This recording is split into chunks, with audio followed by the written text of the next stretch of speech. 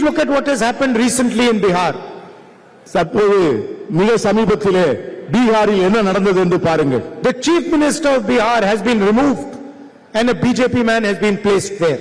பீகாரிலே முதலமைச்சராக இருந்த நிதிஷ்குமார் அவர்கள் நீக்கப்பட்டு அந்த இடத்திலே பாஜகவை சேர்ந்த ஒருவரை முதலமைச்சராக அமர்த்தியுள்ளார்கள். Why?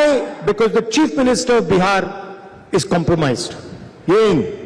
அங்கே இருக்கின்ற முதலமைச்சராக இருந்தவர் அவர்களிடம் சரணடைந்து அவரிடம் சமரசம் செய்து கொண்டார். He did not say a word and he silently went to the Rajya Sabha. அவர்களை எதிர்த்து ஒரு வார்த்தை பேசாமல் அவர்கள் என்ன சொன்னார்களோ அதை அப்படியே ஏற்றுக்கொண்டார் பீகார் மாநிலத்தில் முதலமைச்சராக இருந்தவர். Because his past deeds have allowed the BJP to control him completely. அவருடைய கடந்த கால வாழ்க்கையும் வரலாறும் பாஜகவினுடைய ஆணையை விட்டு மீறுவதற்கான சூழ்நிலையை அவருக்கு தரவில்லை. And that is what they want to do here in Tamil Nadu.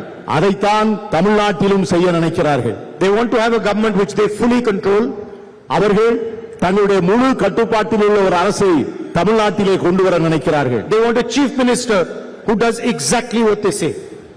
இங்கே தாங்கள் என்ன சொல்லுகிறார்களோ அதை செய்வதற்கான ஒரு முதலமைச்சரை இங்கே பணியமர்த்த ஆசைப்படுகிறார்கள். And that is something that we are never going to allow them to do. அதை காங்கிரஸ் கட்சி ஒரு நாளும் அனுமதிக்காது. அது நடக்க நாங்கள் அனுமதிக்க மாட்டோம். No matter what dream they have, they will never ever control the government or the